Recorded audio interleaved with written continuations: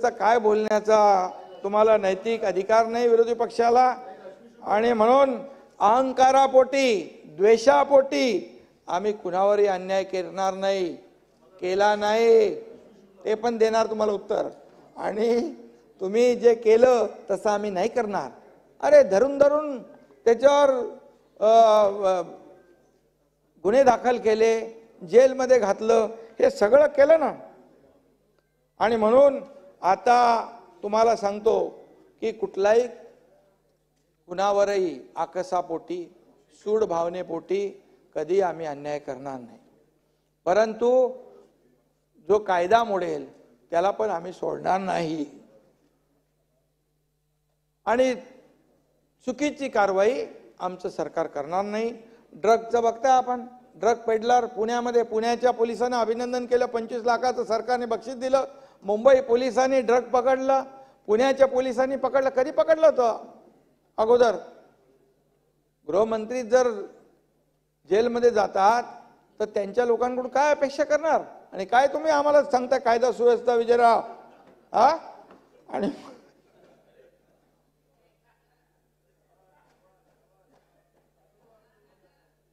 आणि म्हणून पेडलर, ड्रगच्या नांग्या ठेचल्या, गुन्हेगारांचं सगळं मी स्वतः सांगितलं। या शाळेच्या आजूबाजूला जिथे कुठे टपऱ्या असतील, हॉटेल असतील, त्याच्यामध्ये ड्रग विकत असतील, मुलांचं जीवन बर्बाद करत असतील तर डायरेक्ट बुलडोझरने तोडून टाका। जवळपास 1200 बांधकामं तोडून टाकली नाना। आणि म्हणून यामध्ये काय कोणाला थैत्याट कुणाचा होतोय? नाईट लाईफ वाल्यांचा। आपलं नाही आहे नाईट लाईफ, मी सांगतो। आणि म्हणून कायदा सुव्यवस्था राज्यातली आता कुठं गेले ते आव्हाड? इथे आव्हाड म्हणत होते काय संस्कार, कसे संस्कार तुमचे? अरे जितेंद्र आव्हाड, तुम्हाला काय बोलायचा अधिकार? तुमच्या घरात त्या करमुसेला नेऊन बदड बदड पट्ट्याने मारलं, त्याचे काळे निळे पाठ झाली, सगळं झालं, त्याला किडनॅप करून नेलं। आणि तुम्ही कसले तुमचे संस्कार? हे संस्कार मंत्री असताना, आणि तुम्ही संस्काराची भाषा बोलताय?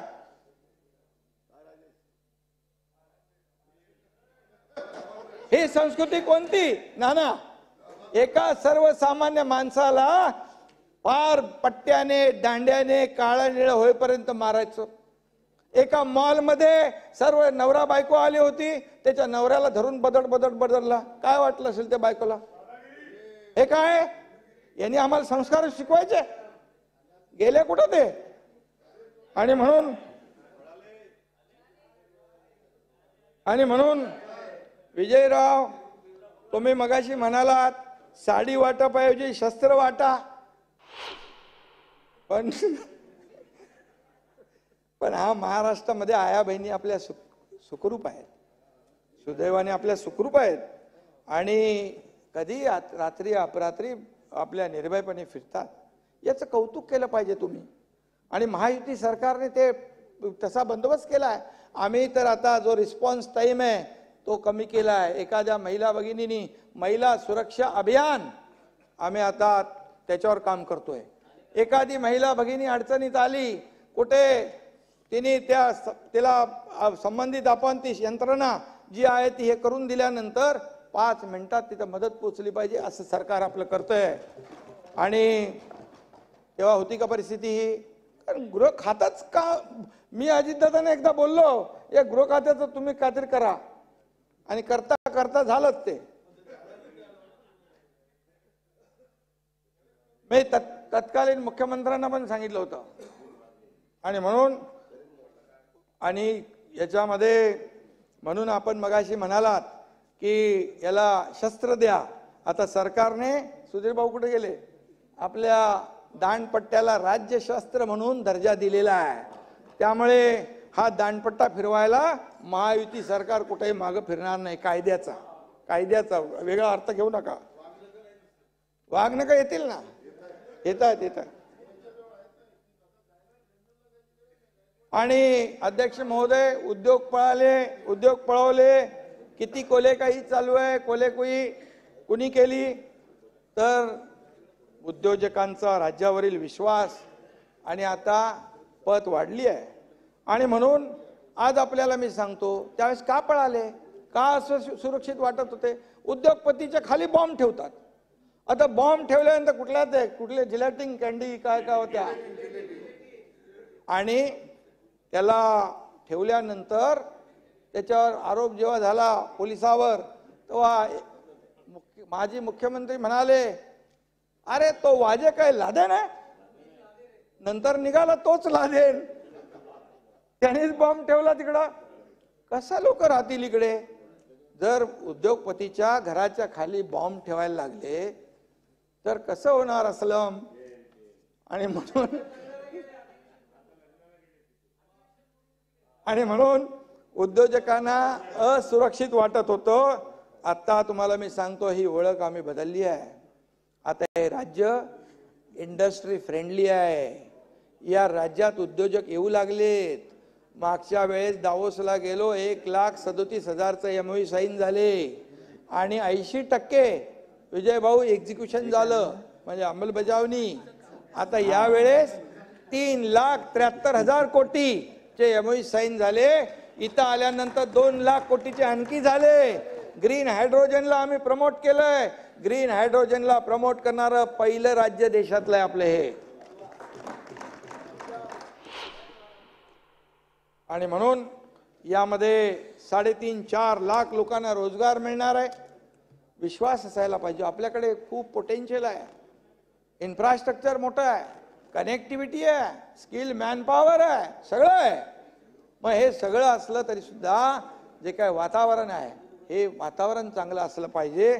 आणि म्हणून उद्योगधंद्यामध्ये आता महाराष्ट्र पुढं आहे. कारण आपल्याला विजयराव माहित आहे, सूर्जागड प्रकल्प चालू होत नव्हता. मी पालकमंत्री होतो, सगळे निगेटिव्ह होते. मी सांगितलं सूर्जागड प्रकल्प चालू झाला पाहिजे, गडचिरोलीमध्ये उद्योग आले पाहिजे. तुम्ही जर करत नसाल तर मी स्वतः जाऊन तिथं उभं राहून चालू करतो. तेव्हा सूर्जागड सुरू झाला. आज 10,000 लोक काम करतायत की नाही? 10,000 लोक काम करतायत. आणि म्हणून त्या ठिकाणी आज लोकांची रांग लागली आहे सूर्जागडमध्ये स्टील प्लांट खोलण्यासाठी. आणि म्हणून आज आपण जे काही तिथे सुरू केलं, हे सुरू केलं, त्याचा फायदा आता होतोय. तिथल्या महिलांना काम मिळतंय, तरुणांना काम मिळतंय, अनेक उद्योग तिथे येत आहेत. आणि म्हणून जे काही $1 ट्रिलियन इकॉनॉमी कोणीतरी म्हटलं, $1 ट्रिलियन कसे होणार? हेच तर उद्योग आल्यावर होणार. $1 ट्रिलियन पुढे आपण जाऊ. आणि $5 ट्रिलियन जे प्रधानमंत्र्यांचं स्वप्न आहे, त्याला $1 ट्रिलियन पेक्षा जास्तीची मदत भक्कम साथ महाराष्ट्राकडून मिळेल. अरे नोकर भरतीचा विषय कोणीतरी काढला. स्वातंत्र्याच्या अमृत महोत्सवी वर्षानिमित्त आम्ही 75,000 लोकांच्या नोकऱ्या देण्याचा निर्णय सरकारने घेतला. परंतु निर्णयाची अंमलबजावणी करताना नाना त्याच्यापेक्षा डबल 1,61,841 पदांची भरतीची प्रक्रिया सुरू झाली. आतापर्यंत शासकीय निमशासकीय विभागामध्ये 45,152 पदांवर नियुक्तीचे आदेश दिले. आणि तुम्हाला सांगतो, नियुक्त्या कशा? यशवंतराव चव्हाण मुक्त विद्यापीठ या इतर सभागृहामध्ये डायरेक्ट त्यांना बोलवून त्यांना नियुक्त्या देण्याचं काम सरकारने केलं. त्यांचं ज्यांचं सिलेक्शन झालं त्यांचं. आणि म्हणून हे सरकारचं मोठं यश आहे. अनुकंपा तत्वावर सुमारे 3,334 उमेदवारांच्या नियुक्त्या दिल्या. कधी दिल्या होत्या? दिल्या होत्या कोणी? आम्ही दिल्या. आणि त्याचबरोबर राज्यभर आणि त्याचबरोबर अधिसंख्य पदं आपण केली. ज्यांचं आपलं मराठा आरक्षण रद्द झालं आणि ते सिलेक्शन झालं होतं, अपॉइंटमेंट नव्हती, 5,000 लोकांना नियुक्त्या देण्याचं काम आमच्या सरकारने केलं. आम्ही धाडस केलं. काय होणार? चॅलेंज होणार, अमक होणार, कंटेम होणार. काय झालं? 5,000 लोक आज काम करतायत. याला धाडस लागतं. धाडस आणि सच्चाई लागते, नीती लागते. धाडस तर आम्ही केलं पूर्वी, ते बघितलं तुम्ही सगळं. असं टांगापलटी करण्याचं काम करायचंच होतं. आणि म्हणून इथे मी आपल्याला सांगतो, आता राज्यभर मेळावे होत आहेत, रोजगार मेळावे. नागपूर, लातूर, नगर, जवळपास 40,000पेक्षा जास्त तरुणांना रोजगार मिळाले. पुढे आणखी आता बारामती आहे, ठाणे आहे, आणखी इतर शहरामध्ये देखील रोजगार मेळावे होत आहेत. त्याच्यामध्ये देखील मोठ्या प्रमाणावर रोजगार देतोय आपण. शासन आपल्या दारी, त्याच्यावर तुम्ही टीका केली. शासन आपल्या दारी काय, अरे काय स्वतःची प्रसिद्धी करतात. अरे तिथे काय कोणाचे फोटो लावणार, मुख्यमंत्र्याचं नाही लावणार, उपमुख्यमंत्र्याचं लावणार नाही. अरे तिथं कार्यक्रम शासनाचा, तर मग त्या शासन आपल्या दारीमध्ये 2,72,00,000 लोकांना फायदा झाला. माहिती घ्या, आकडेवारी घ्या. मी जे बोलतोय आकडेवारीनुसार, एकही आकडा खोटा नाही.